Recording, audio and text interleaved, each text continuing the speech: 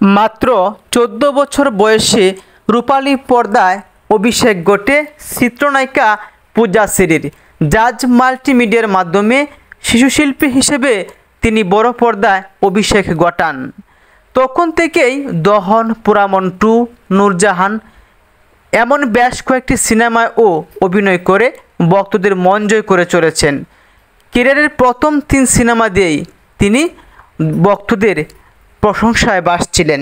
এবার এই নায়িকা তিনি অভিযোগ করলেন যে বেশ কিছু কতিপয় অসাধু পেজ থেকে এই নায়িকার ছবি ব্যবহার করে অনলাইনে জুয়া, গেমিং অ্যাপস প্রমোশন করছে, যার সাথে এই নায়িকা কোনোভাবে জড়িত নন।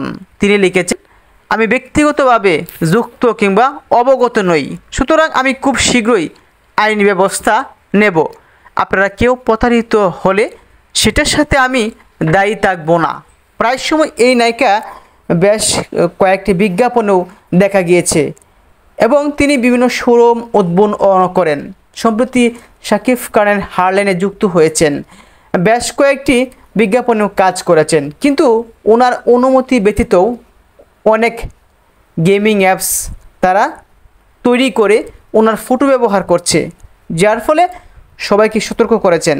তিনি বলেছেন, আইনি ব্যবস্থা নেব। ঢাকাই চলচ্চিত্রে আলোচিত এই নায়িকা ক্যারিয়ারের প্রথম থেকেই দারুণ সব সিনেমা উপহার দিচ্ছেন দর্শকদের, অবধি পর্যন্ত দিয়ে আসছেন। আনুমানিক 5 থেকে 6 মাস পূর্বেই মাকে হারিয়েছেন।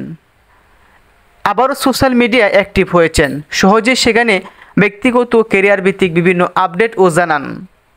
সামাজিক যোগাযোগ মাধ্যমে অ্যাক্টিভ থাকায় এই নায়িকার ফটো, ভিডিও সব কিছুই লুপে নেন ভক্তরা। কোথায় কি করছেন না করছেন কমেন্ট বক্সেও জানিয়ে দেন।